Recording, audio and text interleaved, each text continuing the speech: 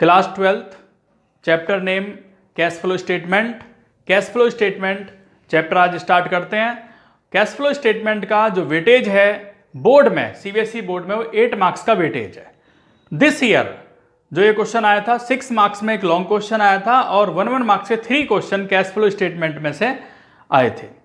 Cash flow statement करने से पहले कि कैश फ्लो स्टेटमेंट होता क्या है, तो कैश फ्लो स्टेटमेंट एक ऐसा स्टेटमेंट है जो शो करता है इनफ्लो यानी कि रिसिप्ट जो हमें होती हैं और आउटफ्लो एक पर्टिकुलर पीरियड में कि हमारा कितना कैश इनफ्लो है और कितना हमारा कैश आउटफ्लो है, इसको शो करता है।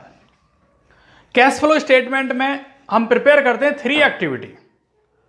पहली एक्टिविटी होती है cash flow from operating activity, second activity आती है cash flow from investing activity और थर्ड एक्टिविटी आती है cash flow from financing activity.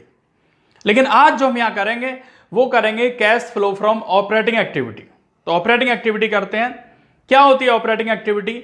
Operating activity जब हम करते हैं तो सबसे पहले हमें लिखना होता है नेट प्रॉफिट बिफोर टैक्स, कि हमें प्रॉफिट यहां दिया गया होगा और अगर प्रॉफिट नहीं दिया है तो उसके कुछ पॉइंट दिए गए होंगे। तो नेट प्रॉफिट को कैलकुलेट करने के लिए कुछ पॉइंट हैं, जैसे कि सबसे पहले हम लिखते हैं नेट प्रॉफिट हमारा कितना है और इसमें प्लस करते हैं ट्रांसफर टू रिजर्व या एनी अदर रिजर्व। दूसरा पॉइंट प्लस करते हैं provision for taxation current year का, जो प्रोविजन फॉर टैक्सेशन हमारा करंट ईयर का होगा उसे प्लस करेंगे। तीसरा पॉइंट आता है प्रपोज डिविडेंड प्रीवियस ईयर वाला, कि जो हमने प्रपोज किया है कि भाई इतना डिविडेंड होगा तो प्रीवियस ईयर वाला डिविडेंड आपको यहां प्लस करना है। और एक पॉइंट प्लस करना था interim dividend paid. Interim dividend किसे कहते हैं? जब कंपनी प्रॉफिट में होती है तो लास्ट में जो डिविडेंड दिया जाता है उसे फाइनल डिविडेंड कहते हैं, लेकिन कंपनी जब पहले ही डिविडेंड डिक्लेयर कर देती है टाइम से पहले तो उसे बोलते हैं इंटरिम डिविडेंड। तो अगर इंटरिम डिविडेंड दिया है तो उसे भी यहां पे प्लस करना पड़ेगा। तो ये 4 पॉइंट हैं जो आपको प्लस करने हैं नेट प्रॉफिट में। इसके बाद नेट प्रॉफिट कैलकुलेट होने के बाद लिखते हैं भाई नेट प्रॉफिट बिफोर टैक्स। इसमें कुछ पॉइंट हैं जो आपको प्लस करने हैं, जैसे कि प्लस करते हैं सबसे पहले डेप्रीसिएशन आता है। डेप्रीसिएशन या प्रिलिमिनरी एक्सपेंसेस या goodwill return of, discount on issue of shares and debentures return of, patents and trademark return of, जितना हमने राइट ऑफ कर दिया। राइट ऑफ से मतलब यह है कि प्रीवियस ईयर में, मान लीजिए प्रीवियस ईयर में गुडविल 10,000 थी और करंट ईयर में गुडविल 8,000 हो गई, तो कितना रिटर्न ऑफ हुआ? 2,000 रिटर्न ऑफ हुआ, तो उसे यहां प्लस करेंगे। ऐसे ही आपको interest paid on short term loan and long term loan, interest पे किया, आपने लोन लिया है, चाहे वो शॉर्ट टर्म लोन है या वो लॉन्ग टर्म लोन है, किसी भी तरह का अगर लोन है तो उस पर इंटरेस्ट जो दिया जाएगा वो यहां प्लस किया जाएगा। ऐसे ही interest paid on bank overdraft, अगर बैंक ओवरड्राफ्ट पर इंटरेस्ट है या कैश क्रेडिट पर इंटरेस्ट है या पब्लिक डिपॉजिट पर इंटरेस्ट है तो वो भी यहां पे प्लस करना होगा।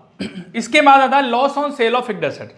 आपने किसी फिक्स्ड एसेट्स को बेचा, लैंड को बेचा, प्लांट को, मशीनरी को, फर्नीचर को, और उसके बेचने से यदि लॉस हुआ है तो उसको यहां प्लस करना होगा loss on sale of fixed assets. इसके बाद है increase in provision for doubtful debts. Provision for doubtful debts जो डेटर्स पर हम चार्ज करते हैं, तो अगर वो इंक्रीज हुआ है तो उसे यहां प्लस करना होगा। तो ये पॉइंट प्लस वाले हैं जो आपको याद रखने हैं। मैक्सिमम पॉइंट मैंने यहां कवर किए हैं प्लस करने वाले। लेस करने वाले पॉइंट आते हैं इंटरेस्ट इनकम। अगर आपको इंटरेस्ट से इनकम होती है, डिविडेंड इनकम होती है या रेंटल इनकम होता है, इंटरेस्ट इनकम है, डिविडेंड इनकम है या रेंटल इनकम है, या gain on sale of fixed assets है, अगर आपको किसी एसेट्स को बेचने से प्रॉफिट हुआ तो प्रॉफिट यहां पर लिखा जाएगा gain on sale of fixed assets. ऐसे decrease in provision for doubtful debts, जब यहां increase in provision for doubtful debts को प्लस किया है तो decrease in provision for doubtful debts को यहां माइनस किया जाएगा।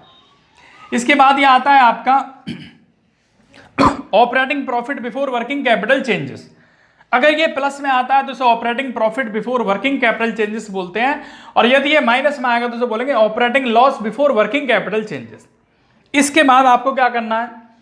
इसके बाद decrease in current assets. Decrease in current assets plus होगा एक्सेप्ट कैश और बैंक।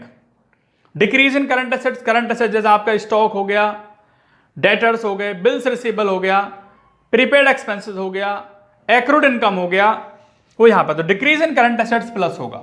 जब decrease in current assets plus है तो डिक्रीज इन करंट लायबिलिटी क्या होगा? Minus. Decrease in current liability minus है तो इंक्रीज इन करंट लायबिलिटी क्या होगा, प्लस। ऐसे ही यहां पर डिक्रीज इन करंट लायबिलिटी क्या होगा, minus. Increase in current assets क्या होगा, माइनस, क्योंकि डिक्रीज इन करंट एसेट्स क्या है, प्लस, तो इंक्रीज इन करंट एसेट्स क्या होगा, माइनस। ये याद रखना है। इसे करने के बाद आपका आता है कैश जनरेटेड फ्रॉम ऑपरेशन, और इसमें से लेस करते हैं income tax paid. Income tax paid में जो ये प्रोविजन फॉर टैक्स लिखा हुआ है, करंट ईयर वाला प्रोविजन फॉर टैक्स तो नेट प्रॉफिट में प्लस होता है, और जो लास्ट ईयर वाला प्रोविजन फॉर टैक्स होगा उसे यहां माइनस किया जाएगा। तो यह आता है आपका net cash from operating activity. अगर प्लस में आएगा तो net cash from operating activity है, और यदि माइनस में आता है तो लिखते हैं net cash used in operating activity. तो कैश फ्लो स्टेटमेंट का ये आपका फॉर्मेट था। इसी के बेस पर हम यहाँ पे क्वेश्चन करेंगे।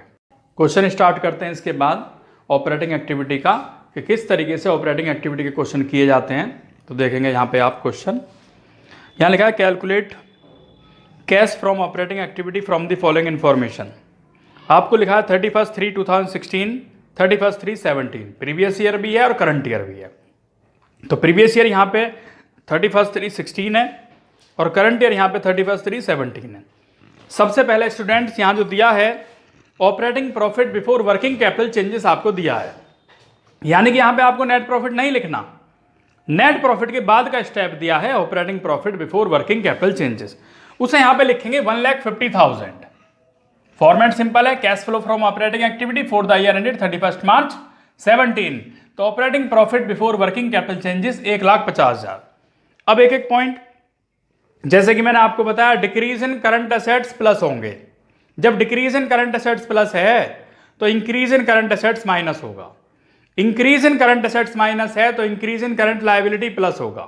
Increase in current liability plus है तो decrease in current liability minus होगा।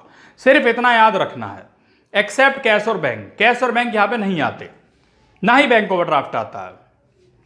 तो सबसे पहला पॉइंट है ट्रेड रिसीवेबल, ये आपका करंट एसेट्स है। अब ये क्या हुआ, ये आपका इंक्रीज हुआ, इंक्रीज इन ट्रेड रिसीवेबल 36,000, क्या होगा 36,000 minus, increase in trade receivable 36,000 minus.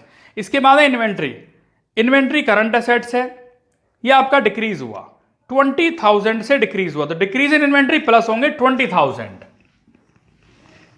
इसके बाद प्रीपेड एक्सपेंसेस, ये भी करंट एसेट्स है, और ये आपका क्या हुआ इंक्रीज इन प्रीपेड एक्सपेंसेस, तो इंक्रीज इन प्रीपेड एक्सपेंसेस माइनस होगा 5,000। इसके बाद नेक्स्ट है एक्रूड इनकम, ये भी करंट एसेट्स है, ये डिक्रीज हुआ 2,000 से डिक्रीज हुआ, तो डिक्रीज इन एक्रूड इनकम प्लस 2,000। नेक्स्ट है ट्रेड पेबल, ट्रेड पेबल पहले 1 लाख था 140 है, करंट लायबिलिटी है, तो करंट लायबिलिटी इंक्रीज हुए, इंक्रीज इन ट्रेड पेबल आप क्या करेंगे प्लस 40,000। इसके बाद है आउटस्टैंडिंग एक्सपेंसेस, पहले 32,000 था अब 26,000 है, तो डिक्रीज हो गया, और क्या है करंट लायबिलिटी है।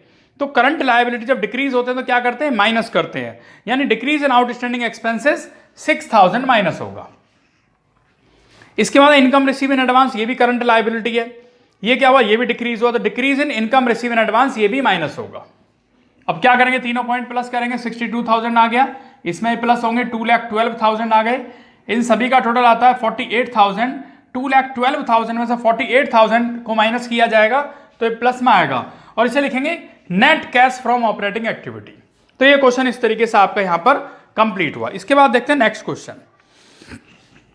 नेक्स्ट लिखा है यहां पे calculate cash from operating activity, यहां लिखा है profit made during the year 2,50,000 after consider the following item.